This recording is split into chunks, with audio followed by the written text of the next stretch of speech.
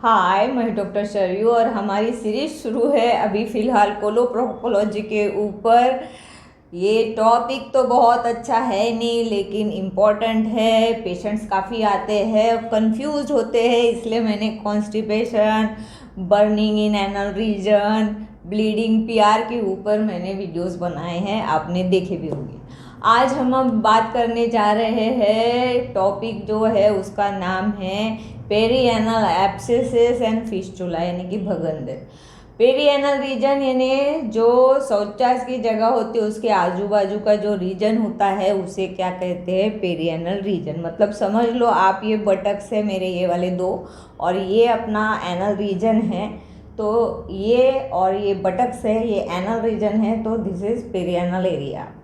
अब ये पेरीएनल एरिया में एब्सेसिस को आपको प्रिवेंट करना है कि यहाँ पे एब्सेस यानी कि पस ना हो, इसकी पूरी ही केयर आपको लेनी है।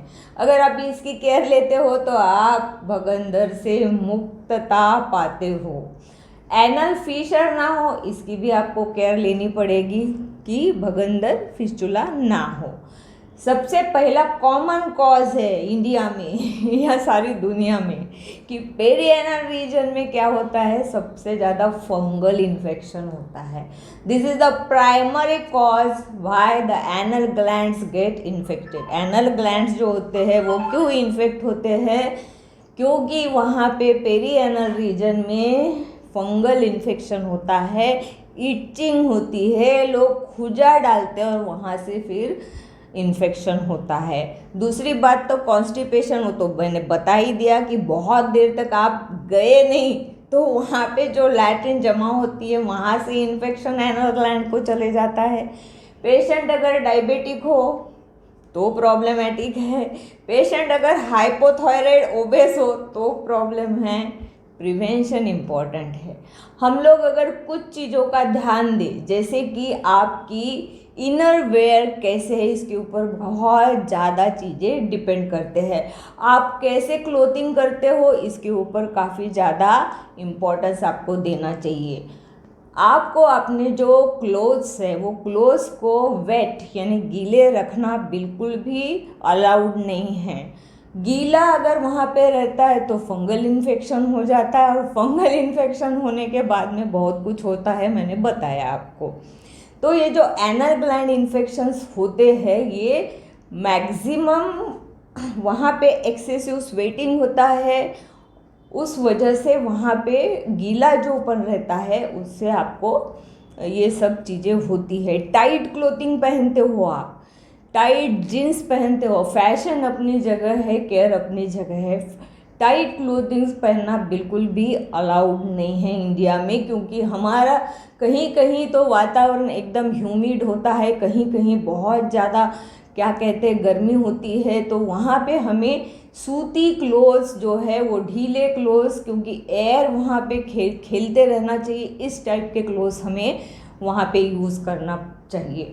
और जैसे कि टाइट जीन्स वगैरह है, लॉन्ग अगर आप डिस्टेंस जाते हो, कॉलेजेस में जाते हो, आप पहन के काफ़ी देर तक के बैठते हो, तो वहाँ पे आपके जो बटक है ये यूँ हो जाते हैं, कॉम्प्रेस्ड हो जाते हैं। इस तरह से क्या होता है, जो एनल ग्लैंड्स के सिक्रीशंस वगैरह जो भी वहाँ पे नेचुरली जाते हो या फिर रेक्टम में जमा होते हो, सिक्रीशन जो है वो जमा हो जाते हैं। तो ये हम लोग क्लोथिंग जो है, ये क्लोथिंग के ऊपर काफ़ी ध्यान देना ज़रूरी है। फिर बाद में ट्यूबरकुलोसिस है भाई, अल्सरेटिव कोलाइटिस है, क्रॉन्स डिजीज़ है, इसको तो हमने इन अतड़ियों के यानी बीमारियों में भूलना नहीं चाहिए। और रही बात फिर पेरीएनल एब्सेसिस की, तो वो तो बहुत सारे प्रकार के होते हैं, उतना आप ध्यान में ना ही रखो तो ठीक है, लेकिन इलाज जल्दी करना, इलाज जल्दी करना। यूट्यूब पे देख के होम रेमेडीज़ के ऊपर मत जाना, क्योंकि होम रेमेडीज़ ब्लीडिंग पीआर में काम नहीं आती। मैंने बिल्कुल मेरे ब्लीडिंग पीआर के वीडियो में होम रेमेडीज़ कुछ बताई नहीं है। आपको इमीडिएटली जाके डॉक्टर्स को मिलना है। पेरिएनियल एब्सेसिस में आपको जाके डायरेक्टली डॉक्टर से मिलना है, क्योंकि बेलाडोना वगैरह की पट्टी लगा के वहाँ पे टाइम पास बिल्कुल भी मत करना, क्योंकि ये सभी चीज़ें आपको भगंदर की तरफ लेके जाती है। और once the fistula develops it is very difficult to get heal. Fistula एक बार डेवलप हुआ तो उसे ठीक करना काफ़ी डिफ़िकल्ट हो जाता है। एक्यूट फिस्टुले अगर ट्रीट होते हैं तो पूरे तरह से ट्रीट हो जाते हैं। क्रॉनिक फिस्टुलेस जो होते हैं बहुत बार हमेशा ही ट्यूबरकुलर होते हैं और जगह जगह इधर उधर फूटते जाते हैं। जब भी कोई चीज़ जगह जगह इधर उधर फूट जाती है तो मैं तो पहले टीबी है क्या देख लेती हूँ, क्योंकि इंडिया में, सारी दुनिया में वो कॉमन है। मल्टीपल पेरिएनल फिस्टुले जो होते हैं उसका main cause, one cause is tuberculosis. Patient diabetic है क्या देखना पड़ता है, बहुत सारे इन्वेस्टिगेशंस करना पड़ता है।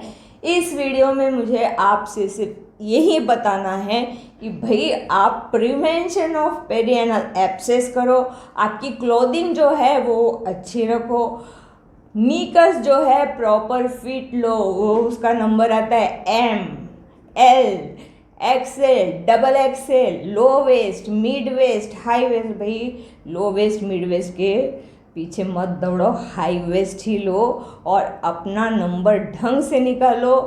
फालतू की टाइट निकर मत पहनना, क्योंकि it is going to cause very much trouble and you may lead to perianal abscess है।